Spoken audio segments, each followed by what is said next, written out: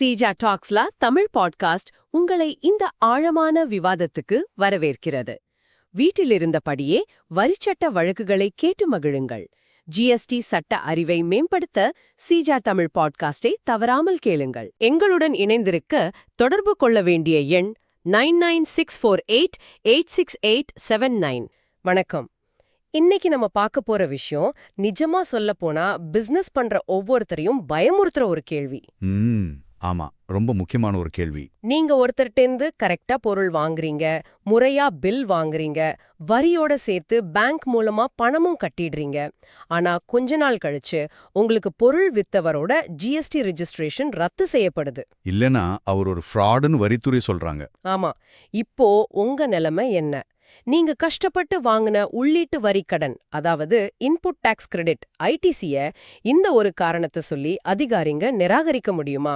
இதுதான் இன்னைக்கு நம்மளோட விவாதம். இது ரொம்ப முக்கியமான கேள்வி. ஏன்னா இதுல வாங்கினவரோட தப்பு எதுவுமே இல்ல. ஆனா சப்ளை செயின்ல எங்கேயோ நடந்த ஒரு தவறுக்கு இவர்தான் பலிகடா ஆக்கப்படுறார். கரெக்ட். இந்த சிக்கலத்தான் நாம அலகாபாத் உயர் நீதிமன்றத்துல நடந்த MS சானியா ட்ரேடர்ஸ் வழக்கின் தீர்ப்பை வச்சு ஆழமா அலச போறோம். இந்த தீர்ப்பு நேர்மையா தொழில் செய்யறவங்களுக்கு ஒரு பெரிய நம்பிக்கையை கொடுக்குது. சூப்பர். அப்போ முதல்ல இருந்தே ஆரம்பிக்கலாம். இந்த சானியா ட்ரேடர்ஸ் வழக்குல உண்மையில என்னதான் நடந்தது?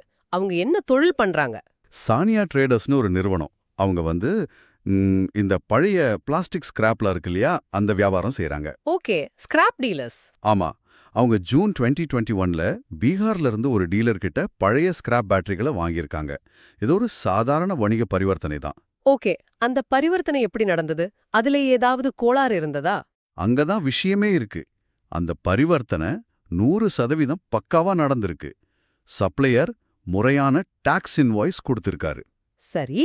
பொருளை ஒரு இடத்துல இருந்து இன்னொரு இடத்துக்கு கொண்டு போக தேவையான ஈவே பில்லும் சரியா ஜெனரேட் செய்யப்பட்டிருக்கு. ஓஹோ.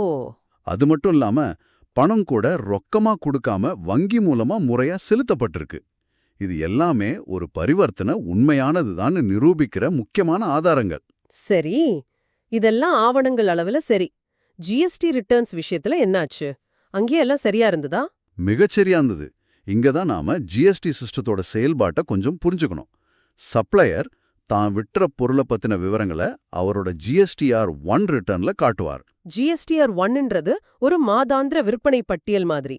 ஆமா, அவர் அப்படி காமிச்ச உடனே அந்த விவரங்கள் வாங்கினோரான சானியா ட்ரேடர்ஸோட GSTR-2Aல தானா வந்துரும். ஒரு நிமிஷம். அப்போ GSTR-2Aன்றது நம்ம சப்ளையர் நமக்காக அரசுக்கு கொடுத்த கணக்கு வழக்கோட ஒரு பிரதி மாதிரி இல்லையா? கரெக்ட். இதோ உங்க சப்ளையர் உங்களுக்கு இவ்வளவு பொருள் வித்ததா எங்க கிட்ட சொல்லியிருக்காருன்னு ஜிஎஸ்டி சிஸ்டம் நமக்கு காட்டுற ஒரு கண்ணாடி தான் GSTR-2A. ஓகே. இந்த வழக்குல சப்ளையர் GSTR-1 தாக்கல் செஞ்சதால சானியா ட்ரேடர்ஸ் கணக்குல அது சரியா வந்துடுச்சு. அது மட்டுமல்ல, சப்ளையர் அதுக்கான வரியும் கட்டி தன்னோட GSTR-3B ரிட்டர்னையும் சரியான நேரத்துல தாக்கல் செஞ்சிட்டார். அப்போ அந்த பரிவர்த்தனைக்கான வரி அரசுக்கு போயிட்டு சேர்ந்துருச்சு. நிச்சயமா, வாங்குபவர் தரப்புல இருந்து பார்க்கும்போது இது ஒரு குறை சொல்ல முடியாத ஒரு கச்சிதமான பரிவர்த்தனை. எல்லாம் இவ்ளோ கச்சிதமா நடந்திருந்தும் அப்புறம் எப்படி பிரச்சனை வந்தது? எங்கிருந்து இந்த சிக்கல் ஆரம்பிச்சது? பிரச்சனை சானியா ட்ரேடர்ஸ் கிட்ட இருந்து வரல. பீகார் மாநில வரித்துறை அதிகாரிகள் ஒரு பெரிய விசாரணையை நடத்துறாங்க. சரி. அவங்க அந்த சப்ளை செயினை ஆய்வு செய்யும் போது அந்த சங்கிலியில இருக்கிற சில நிறுவனங்கள் போலியானவை, அதாவது பேப்பர்ல மட்டுமே இருக்கிற நிறுவனங்கள்னு கண்டுபிடிக்கிறாங்க. ஓ. அந்த நிறுவனங்கள் போலி பில்கள் மூலம் மோசடியில ஈடுபட்டதா குற்றம் சாட்டுறாங்க.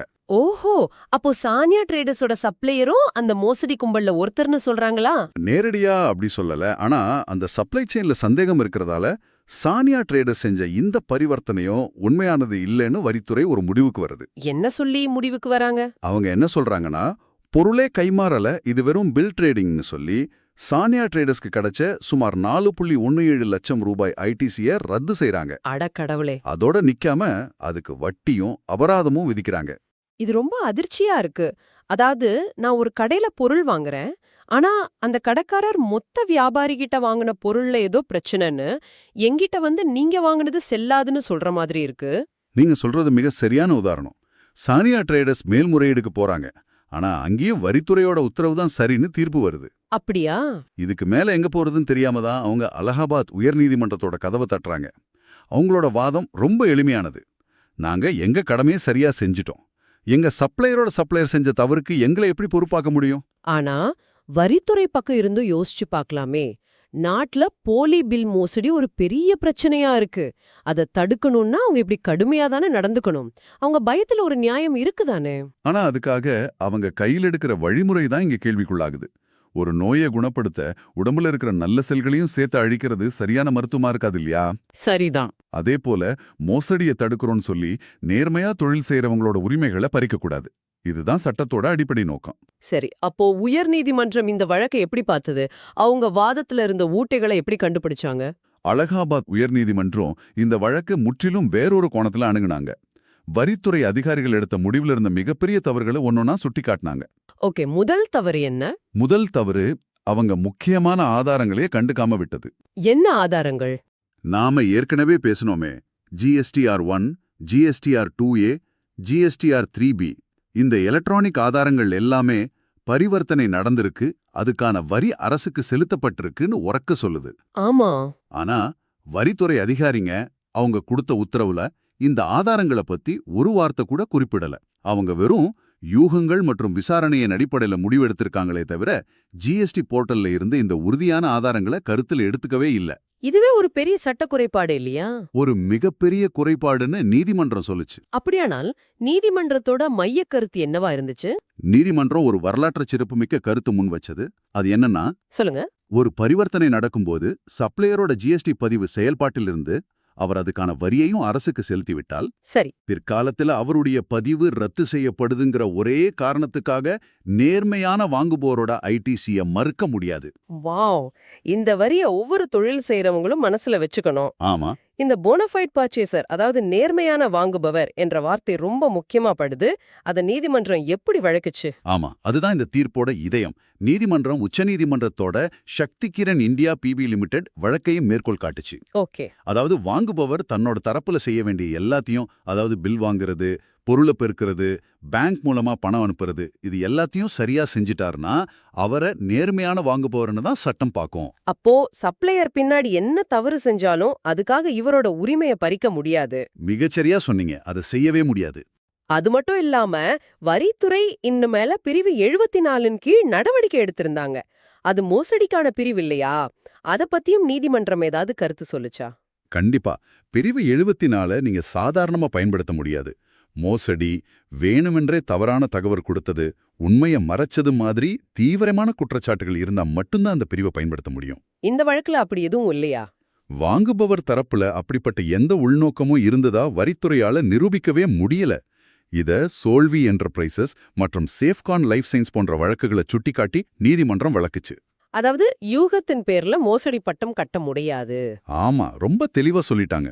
ஆக இந்த வழக்கின் இறுதி தீர்ப்பு சானியா ட்ரேடர்ஸ்க்கு சாதகமா வந்ததா? அவங்களுக்கு நீதி கிடைச்சதா? நிச்சயமா. அலகாபாத் உயர் நீதிமன்றம் வரித்துறை அதிகாரிகளோட உத்தரவுகள் சட்டத்தின் அடிப்படையில் நிக்காதுன்னு சொல்லி அதை முழுமையா ரத்து செஞ்சுது. சூப்பர். ஐடிசி ரத்து, வட்டி, அபராதம்னு போட்ட எல்லாத்தையும் தள்ளுபடி செஞ்சு சானியா ட்ரேடர்ஸோட மனுவை ஏத்துக்கிட்டாங்க. அவங்களுக்கு மறுக்கப்பட்ட ஐடிசிய திரும்ப வழங்கணும்னு தீர்ப்பளிச்சாங்க. இது நேர்மையான வரி செலுத்துபவர்களுக்கு கிடைச்ச ஒரு மிகப்பெரிய வெற்றி. ஆமா. இந்த தீர்ப்பிலிருந்து நம்ம நேயர்கள், குறிப்பா வணிகர்கள் கத்துக்க வேண்டிய முக்கியமான பாடம் என்ன? நாம எப்படி பாதுகாப்பா இருக்கலாம்? இதிலிருந்து கத்துக்க வேண்டிய பாடம் ரொம்ப தெளிவானது. ஒரு வாங்குபவரா உங்க கடமையை சரியா செய்யுங்க. அதுக்கு ஒரு சின்ன செக்லிஸ்ட் மாதிரி வச்சுக்கலாம். ஓ, சொல்லுங்க. 1, நீங்க யார்கிட்ட பொருள் வாங்குறீங்களோ அந்த நேரத்துல அவரோட ஜிஎஸ்டி நம்பர் ஆக்டிவா இருக்கான்னு போர்ட்டல்ல செக் பண்ணுங்க. சரி, முதல் படி. 2, முறையான டாக்ஸ் இன்வாய்ஸ் வாங்குங்க. அதுல எல்லா விவரங்களும் சரியா இருக்கான்னு பாருங்க.